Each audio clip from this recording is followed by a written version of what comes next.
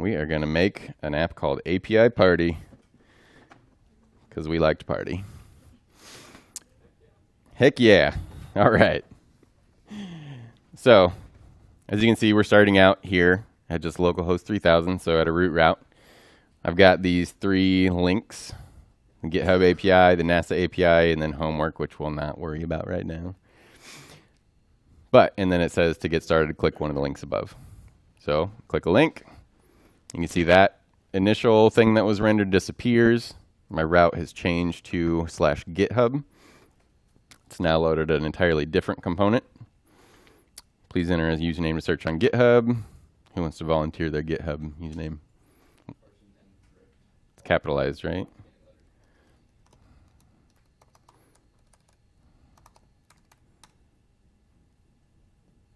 Oh, there he is. So adorable. So yeah, it makes a request to the GitHub API, gets that information back. It renders a different component because now we're at /GitHub/CarsonMThrift. It's going to parse that information out. We're going to use his avatar, list out some other information that the API gives back. It gives you a lot, far more than I would want to put all in one page, but we can pick which parts we want and render those. And then we have a link to his profile too. Let's see, we also got the NASA API, so now we switch to /NASA. Again, change the thing that we're rendering, so we get the nice NASA logo. And NASA has a lot of endpoints. Some fun ones are ones that tell you near-Earth objects, so comets that are flying toward us that are fun. There's also a Boolean field on there, whether it is near to Earth or not, so also very interesting. Yeah. Get a little, yeah, go Armageddon on it, you know. So yeah, so it loads this up. The endpoint that I decided to use here was one that gives you pictures from the Mars rovers. So you can pick which Mars rover you want to look at. And then it will get you a picture from it. Fancy. It is currently the same picture every time. So yes, if you want to extend this, you can add a search box. The main reason I did that for this was because not all dates have so there's like 10 different cameras on a Mars rover, and not every day takes a picture on each camera. So I just hard-coded some dates that I knew would have one in there. But yeah, there's a lot of places you could go with this to make it, searchable or whatever. But yeah, so we're going to build this thing. Like I said, we're not going to worry about the homework link for now. But you guys ready? All right.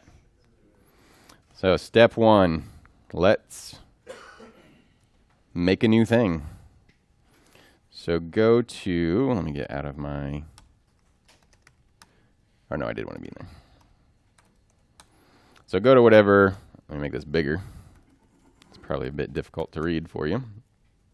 Go to whatever folder you want to make a new project in. We're going to start completely from scratch. So create React app, and then the name of the app.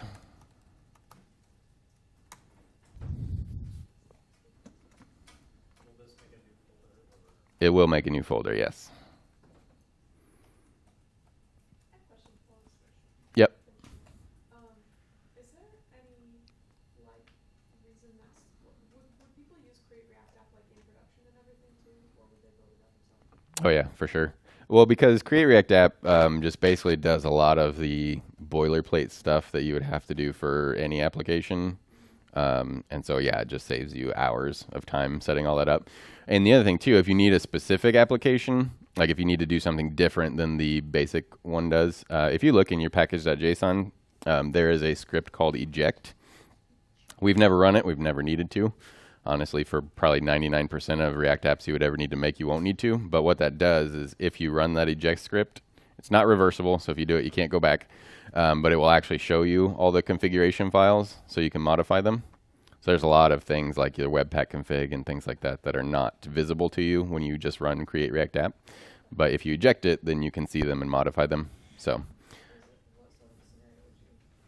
We'll do it in class tomorrow, just to walk you through it.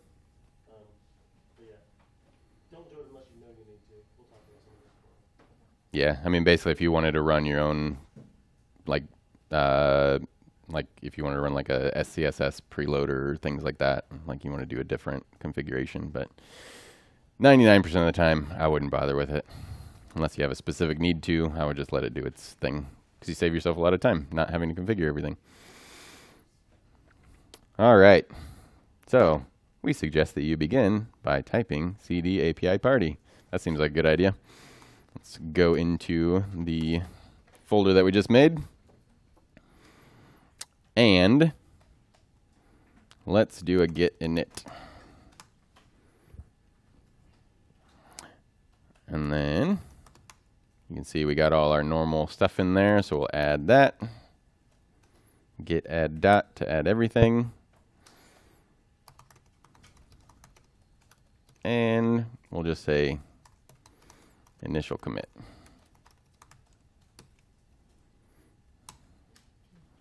All right, so basically just committed everything that is in our normal create React app. So let's go to GitHub and make a repository for it.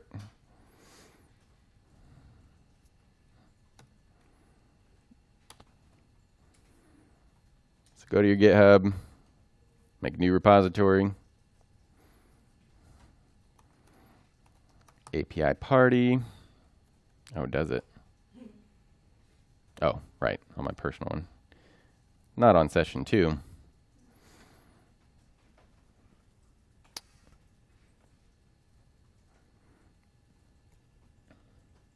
So create that. We already have an existing repository, so just copy these to the clipboard. And then paste them into there. How did I do HTTPS? Lame.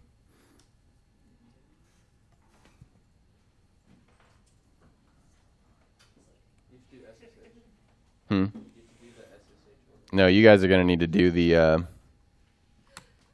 other one. Ah, dang it.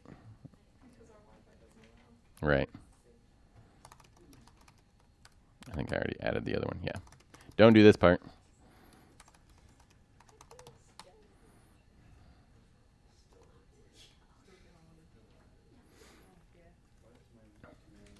Do we just paste that link in there? Yep. And then hit enter. So theoretically, if that worked, you should just be able to click on this link again and you will see your actual project.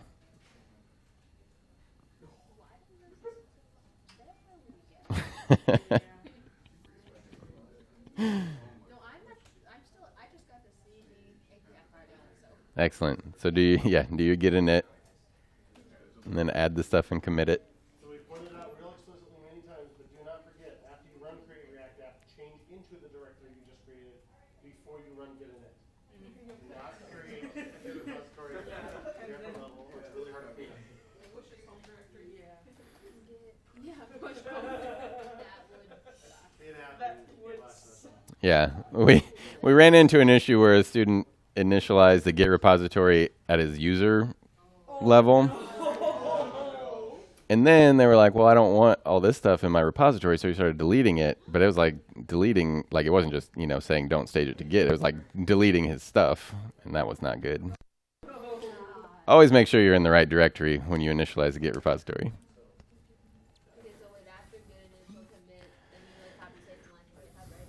Go make the repository on GitHub, and then copy and paste those 2 lines.